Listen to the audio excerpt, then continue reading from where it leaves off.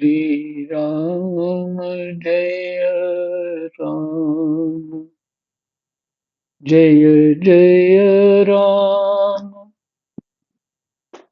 श्री राम जय राम जय जय राम राधे श्याम राधे श्याम जय जय राधे श्याम जय जय राधे श्याम जय जय राधे श्याम। श्री गणेशाय नमः। श्री सीतारामाभ्यां नमः। श्री हनुमते नमः। श्री उमापते नमः। श्री गुरुवे नमः। सब संतन की जय जय जय जय सीताराम राधे श्याम।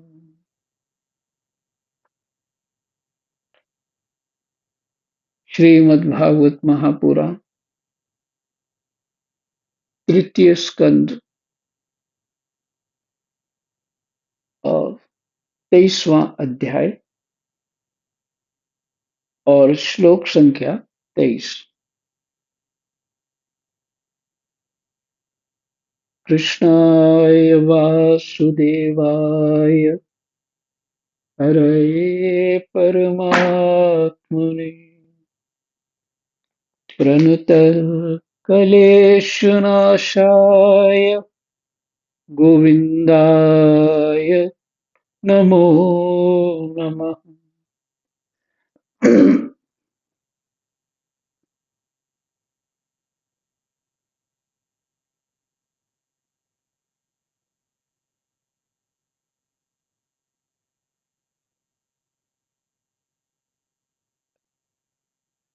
तो करदम जी का विवाह हो गया और इसके पश्चात उन्होंने तप आरंभ कर दिया था और देवहूति माता जी उनकी सेवा में लग गई थी।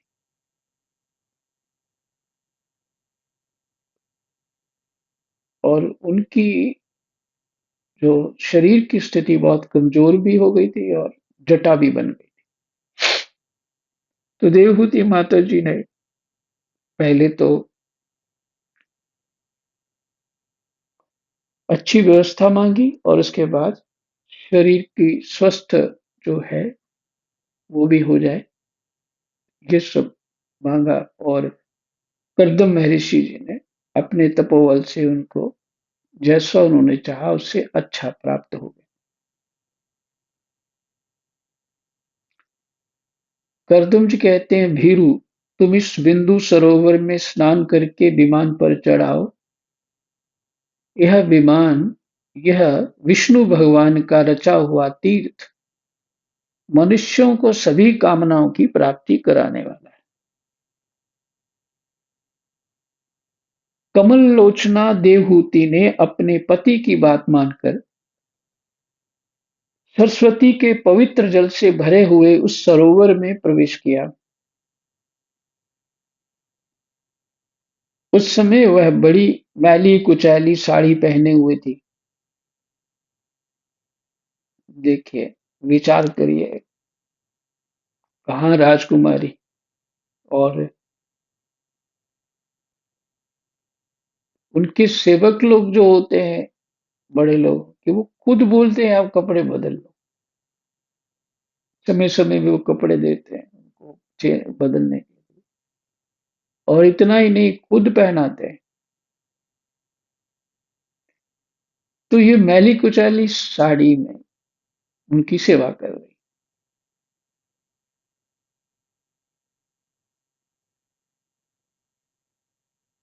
उसके सिर के बाल चिपक जाने से उनमें लटें पड़ गई थी। मतलब उनके पास समय नहीं था, अथवा ये भी हो सकता, या वो कर नहीं पा रही थी क्योंकि अभ्यास नहीं था। शरीर में मैल जम गया था तथा स्तन कांतिहीन हो गए थे। सरोवर में गोता लगाने पर उसने उसके भीतर एक महल में 1,000 कन्याएं देखी। वे सभी किशोर अवस्था की थीं और उनके शरीरों से कमल की सी गंध आती थी। देवहूति को देखते ही वे सब स्त्रियां सहसा खड़ी हो गईं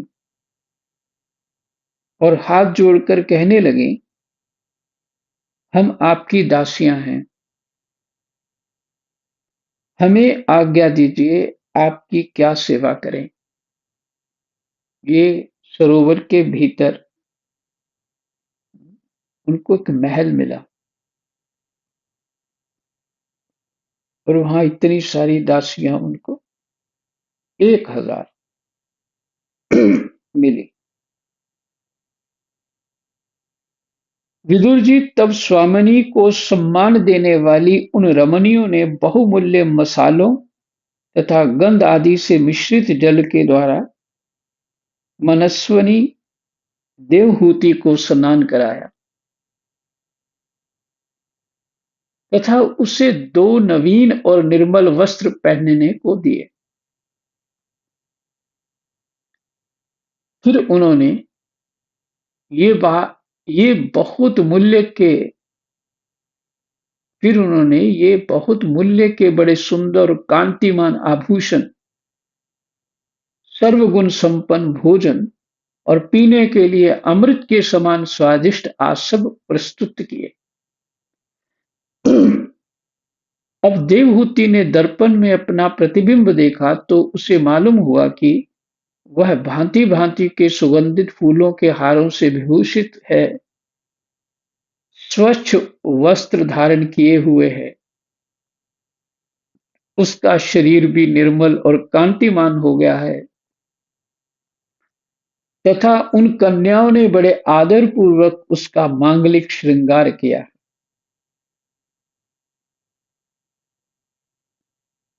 उसे सिर से स्नान कराया गया है। स्नान के पश्चात अंग अंग में सब प्रकार के आभूषण सजाए गए हैं।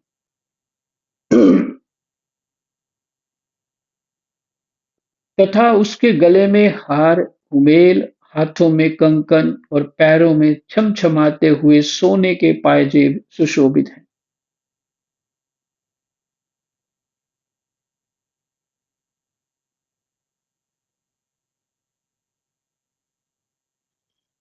कमर में पड़ी हुई सोने की रत्न जड़ित जटित करधनी से, बहुमूल्य मणियों के हार से और अंग अंग में लगे हुए कुमकुम आदि मंगल द्रव्यों से उसकी अपूर्व शोभा हो रही है। उसका मुख सुंदर दंतावली उसका मुख सुंदर दंतावली मनोहर मोहे कमल की कली से स्पर्धा करने वाले प्रेम कटाक्षमयी सुंदर नेत्र और नीली अलकावली से बड़ा ही सुंदर जान पड़ता है। विदुर जी, जब देवहूति ने अपने प्रिय पतिदेव का स्मरण किया तो अपने को सहेलियों के सहित वहीं पाया, मैंने जो दासियां थी, जहां प्रजापति करदम जी विराजमान थे। उस समय अपने को सहस्त्रों स्त्रियों के सहित अपने प्राणनाथ के सामने देख और उसे उनके योग का प्रभाव समझकर देवहूति को बड़ा विस्मय हुआ। अच्छा, इसमें कुछ बातें और भी समझने वाली। देवहूति तो यही मान रही थी, मैं अकेली स्त्री हूँ इनके पास। लेकिन कर्दम जी ने, जिसे नर नारायण ने चमत्कार दिखाया वहां अप्सराओं को, कामदेव को, बद्रीनाथ में, उसी तरह एक प्रकार से इन्होंने भी चमत्कार दिखा दिया। ये तो सब उनके पास सिद्धियां थी, तो किसी भी सुंदर स्त्री की कहाँ कामना हो, ये भी विचार करना चाहिए। तो सिद्धियां थी, उन्होंने अपने संकल्प से 1,000 उत्पन्न कर दी, और ऐसे ऐसे आभूषण, वस्त्र, खान पीन जो भी था, वो आस्वाद्य आदि अमृत के समान जो थे, बहुत बहुत वस्तुओं का वर्णन है यहाँ, वो सब दिए। तो और विमान जो है, जो विमान उन्होंने अपने संकल्प से उत्पन्न किया था मंत्र के द्वारा,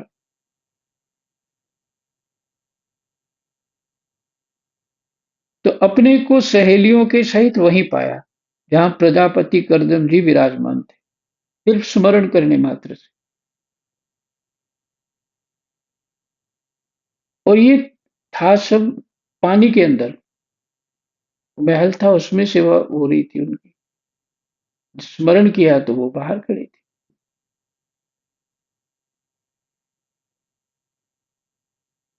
उस समय अपने को सहस्त्रों स्त्रियों के सहित अपने प्राणनाथ के सामने देख, और इसे उनके योग का प्रभाव समझकर देवहूति को बड़ा विस्मय हुआ, होना ही था।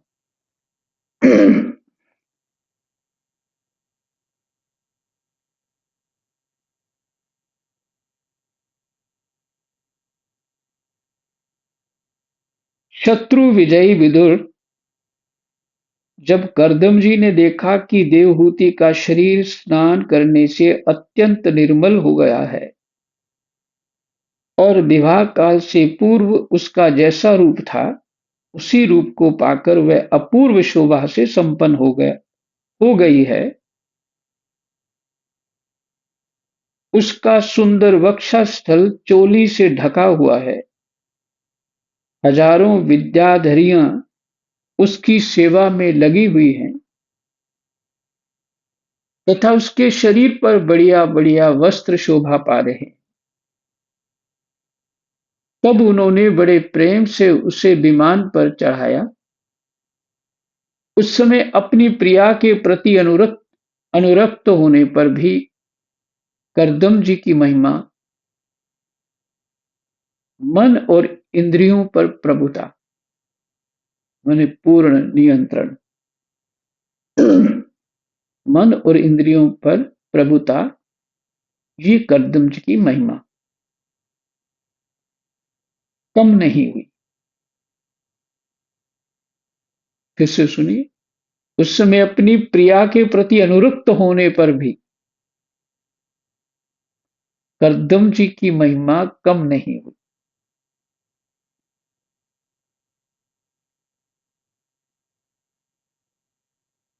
देखो, कुछ और विश्लेषण भी समझ में आ रहा है। ऐसा तपस्वी जो महापुरुष होगा, वो उनको किस दृष्टि से देख रहे होंगे।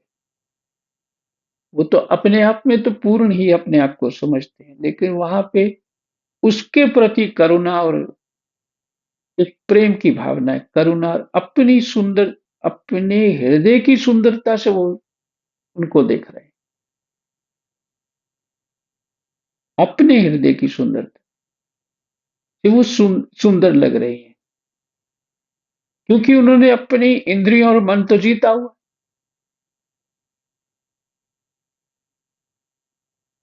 जिन्होंने जीता हुआ, उनको संसार एक जैसा लगता है, सभी के सभी एक जैसे लगते हैं, लेकिन उनके प्रति वो अपने, ये करुणा क्या है कि इन्होंने बहुत सेवा करी, इनका भाव है कि संतान उत्पन्न हो।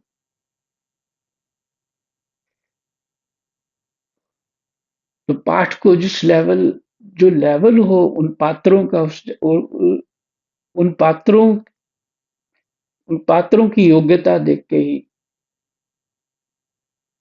विचार करना चाहिए, उसका विश्लेषण करना चाहिए। वो कैसे?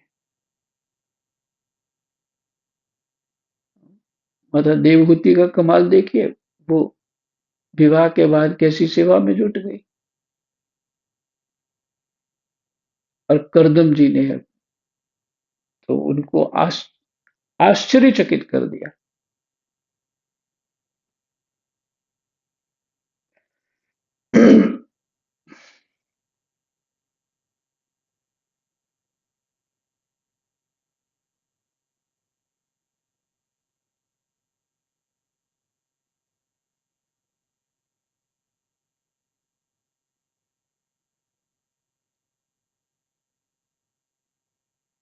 तो करदम जी की स्थिति क्या है? करदम जी की महिमा एक किन्होंने जानी? ये जानी अ, देवहूति माता ने। कम नहीं हुई।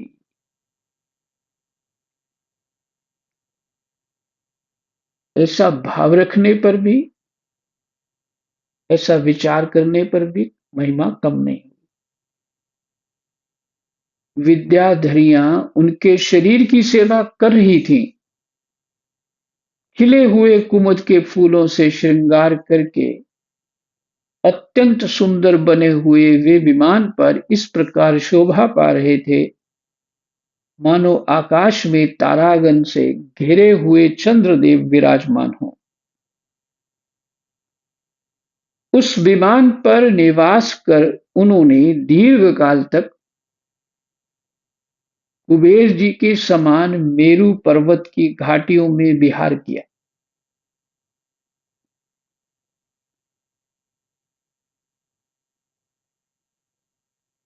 कुबेर जी के समान मेरू पर्वत की घाटियों में विहार किया। ये घाटियां आठों लोकपालों की विहार भूमि है।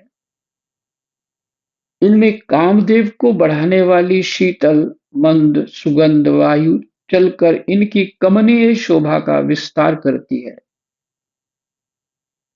तथा श्री गंगा जी के स्वर्गलोक से गिरने की मंगलमय ध्वनि निरंतर गूंजती रहती है।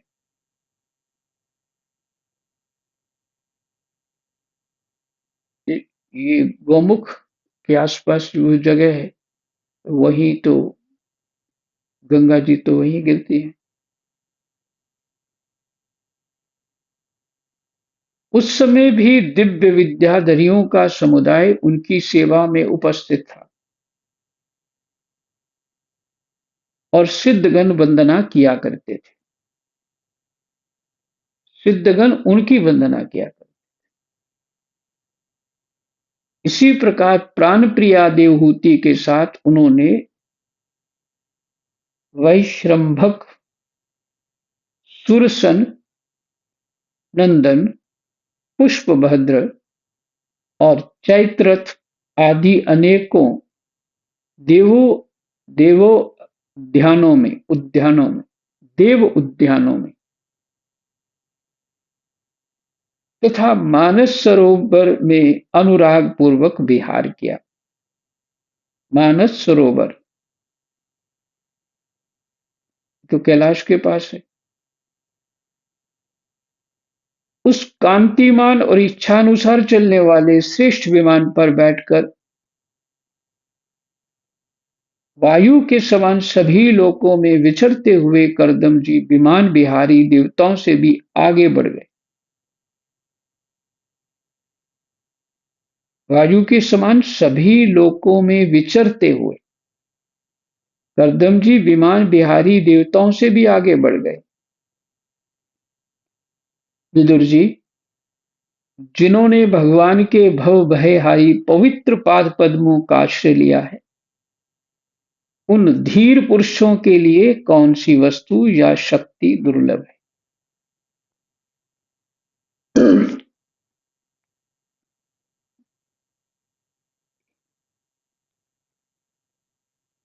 जिन्होंने भगवान के भव भयहारी पवित्र पाद पद्मों का आश्रय लिया है, उन धीर पुरुषों के लिए कौन सी वस्तु या शक्ति दुर्लभ है।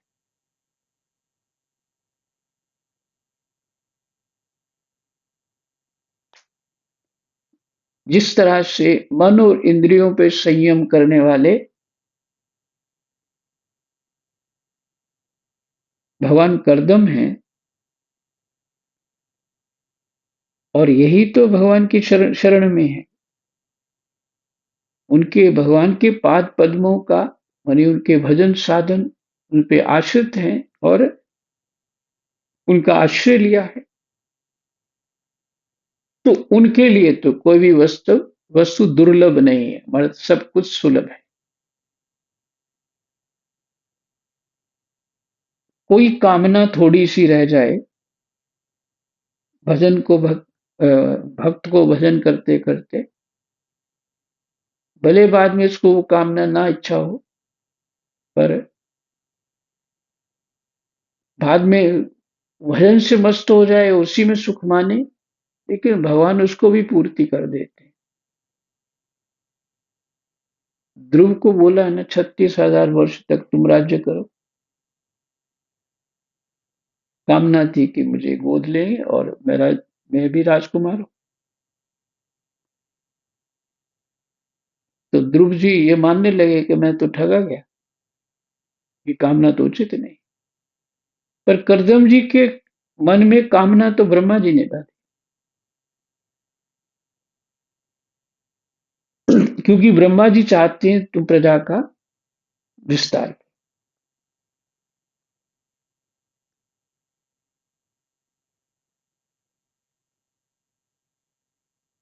इस प्रकार महायोगी करदम जी ये सारा भूमंडल, जो द्वीप वर्ष आदि की विचित्र रचना के कारण बड़ा आश्चर्यमय प्रतीत होता है,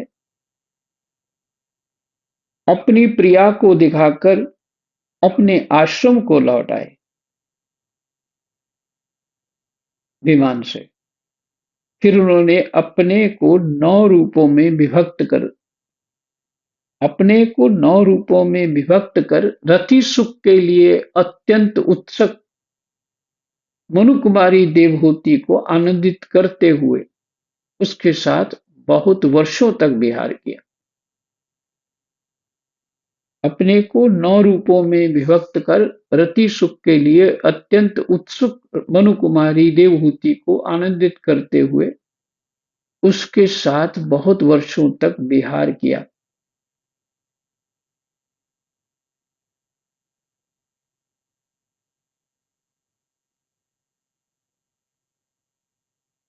किंतु उनका इतना लंबा समय एक मुहूर्त के समान बीत गया।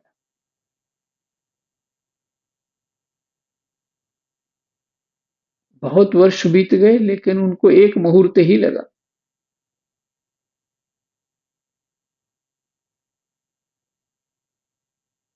उस विमान में रति सुख को बढ़ाने वाली बड़ी सुंदर शैया का आश्रय ले अपने परम रूपवान प्रियतम के साथ रहती हुई देवहूति को इतना काल कुछ भी ना जान पड़ा। इस प्रकार उस कामासक्त दंपत्ति को अपने योग बल से सैकड़ों वर्षों तक विहार करते हुए भी वह काल बहुत थोड़े समय के समान निकल गया। जो सुख का समय होता है ना, वो तो लगता कि जल्दी बीत गया, और दुख का समय बीतने में नहीं आता।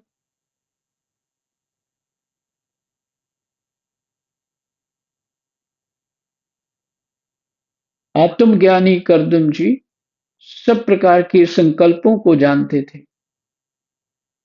अतः देवहूति को संतान प्राप्ति के लिए उत्सुक देख तथा भगवान के आदेश को स्मरण कर उन्होंने अपने स्वरूप के 9 विभाग किए तथा कन्याओं की उत्पत्ति के लिए एकाग्र चित्त से अर्धांग रूप में अपनी पत्नी का भावना करते हुए उसके गर्भ में वीर स्थापित किया।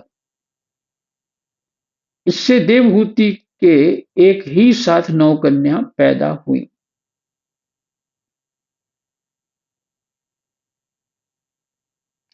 वे सभी सर्वांग सुंदरी थीं और उनके शरीर से लाल कमल की सी सुगंध निकलती। ये सब यौगिक क्रिया है उनकी। अ, कर्दम जी महाराज की नौ नौ स्वरूपों में अपने आप को विभक्त कर दिया।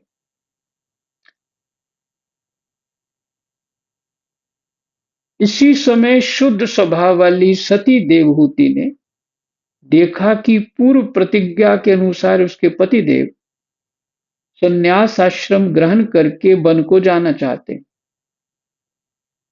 तो उसने अपने आंसुओं को रोककर ऊपर से मुस्कुराते हुए व्याकुल एवं संतप्त हृदय से धीरे धीरे अति मधुर वाणी में कहा। उस समय वह सिर नीचा किए हुए अपने नख मणिमंडित चरण कमल से पृथ्वी को कुरेद रही थी संकोच के मारे। यही विश्राम 50 श्लोक तक हो गया। समय हो गया। कृष्णाय वासुदेवाय हरये परमात्मने प्रणतः क्लेशनाशाय गोविन्दाय नमो नमः।